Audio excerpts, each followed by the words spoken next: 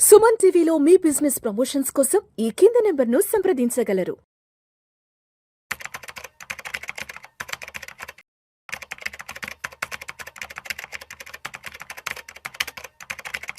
రామచంద్రమూర్తి గారు నమస్తే సార్. నమస్తే విష్ణు గారు.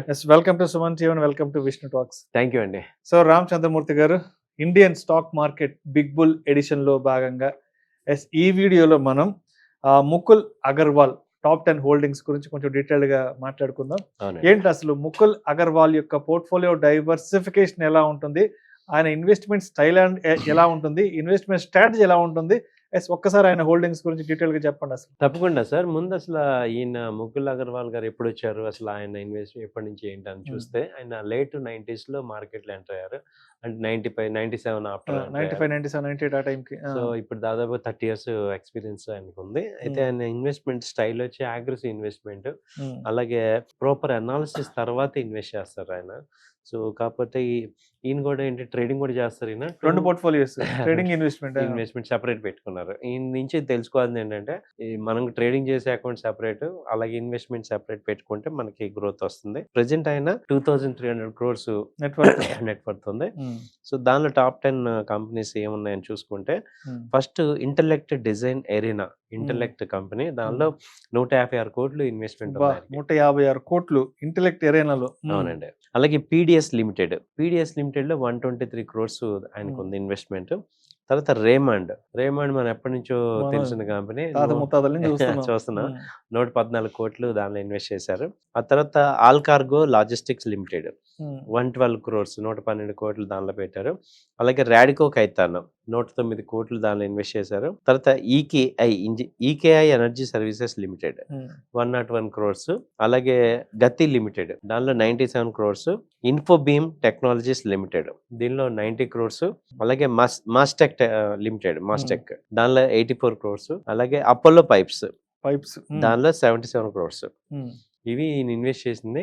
ఎక్కడ కూడా నిఫ్టీ 50 కంపెనీ కానీ టాప్ 100 కంపెనీ కానీ ఈయన పోర్ట్ఫోలియో లేదు. నిఫ్టీ 50 కూడా లేదు. అంటే ఏంటి ఈయన ఇన్వెస్ట్మెంట్ స్ట్రాటజీ, అంటే ఈయన విజన్ ఏంటి, అంటే దీన్ని బట్టి ఆయన విజన్ మనం ఎలా తెలుసుకోవాలి? కంప్లీట్ గా మిడ్ క్యాప్ కంపెనీస్ లో ఇన్వెస్ట్ చేశారు. మిడ్ క్యాప్ లో పెట్టాడు. Mid cap company. సో ఈయన ఏంటంటే లార్జ్ క్యాప్ కంపెనీలో పెట్టే కన్నా మిడ్ క్యాప్ ని లార్జ్ అవుతుందిలే అన్నట్టుగా ఆయన స్టైల్ ఆఫ్ ఇన్వెస్ట్మెంట్ ఏంటంటే, అదే ప్రాపర్ అనాలిసిస్ చేసి మిడ్ క్యాప్లో స్మాల్ క్యాప్లో కంపెనీస్ని ఐడెంటిఫై చేసి ఒక 10 years 15 years ఈ కంపెనీ వెల్త్ క్రియేట్ అవుతుంది, గ్రో అవుతాయి అని చూసుకొని ఇన్వెస్ట్ చేయటం, పేషెన్స్గా వెయిట్ చేయటం. అంటే ఇక్కడ స్టైల్ సెక్టోరియల్ పికప్ ఎలా ఉంది చెప్పండి ఒకసారి. సెక్టోరియల్ డైవర్సిఫికేషన్, సెక్టోరియల్ పికప్ ఎలా ఉంది? సెక్టోరియల్ చూసుకుంటే టెక్స్టైల్ ఒకటి కనపడుతుంది, రేమండ్. అలాగే రాడికో ఖైతాన్ బ్రేవరేజెస్, అలాగే గతి ట్రాన్స్పోర్ట్, తర్వాత Mastek semi conductor, Apollo pipes FMCG లాగా తీసుకోవచ్చు. సో ఇదేంటంటే సెక్టర్ కూడా ఆల్రెడీ ఎస్టాబ్లిష్ సెక్టర్ ఏం కాదు. ఫార్మా కానీ, ఈ ఐటీ కానీ, ఈ బ్యాంకింగ్ అసలు లేదు. ఇవేమి లేకుండా ఈయన ఏంటంటే ఈ సెక్టర్ కూడా డిఫరెంట్ గా పిక్ చేసుకున్నారు ఈయన. సో బెవరేజెస్ అంటే ఇది కూడా ఒక నార్మల్ పర్సన్ కి రిలేటెడ్ సెక్టర్.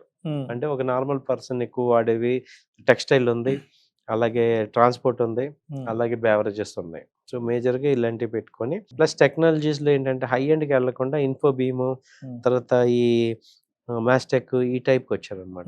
సో అంటే ఒక మిడిల్ క్లాస్ మైండ్ సెట్ ఉన్న స్టాక్స్ అన్నట్టు ఇవి.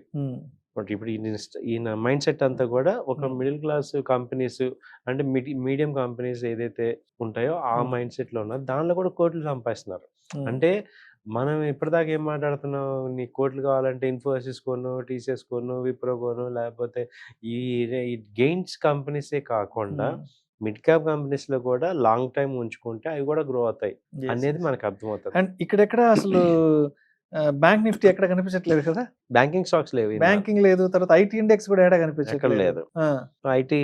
ఐటీలో లార్జ్ క్యాప్ లేవు. ఇన్ఫోబీమ్ కానీ, మాస్టెక్ కానీ, Infibeam sector so large cap companies ఏమి లేవు దానిలో. సో ఐటీ సెక్టర్ లో కొంత ఎక్స్పోజర్ ఉంది, కానీ బ్యాంకింగ్, ఫైనాన్స్, ఆటోమొబైల్ లేదు. ఆటోమొబైల్ కూడా ఎక్కడ కనిపించట్లేదు. ఏవియేషన్ కానీ, అంటే టాప్ 10 కంపెనీస్ లో లేవు దానిలో. సో కాబట్టి ఏంటంటే మనము అందుకే ఈయన మెయిన్ ఏంటంటే కంపెనీ అనాలిసిస్ ఈయన ప్రాపర్ గా డిపెండ్ అయింది ఆ కంపెనీ యొక్క మేనేజ్మెంట్ స్టైల్ ఎలా ఉంది, వాళ్ళ ఇప్పుడు గతి ఉంది.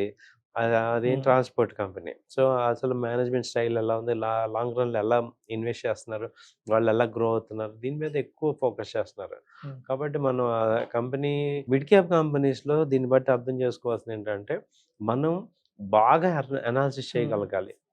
వీళ్ళెలా ఉన్నారు, Hmm. వీళ్ళ యొక్క గ్రోత్ ఎలా ఉంది, సైజ్ ఎలా ఉంది, నెక్స్ట్ గ్రోయింగ్ స్టేజ్‌లో ఉందా లేదా, ఇవన్నీ చేసుకుంటే గానీ దీనిలో ఇన్వెస్ట్ చేయకూడదు. Right sir. Thank you sir. Thank you so much Ramachandramurthy గారు. థ్యాంక్ యూ అండి. నమస్తే అండి.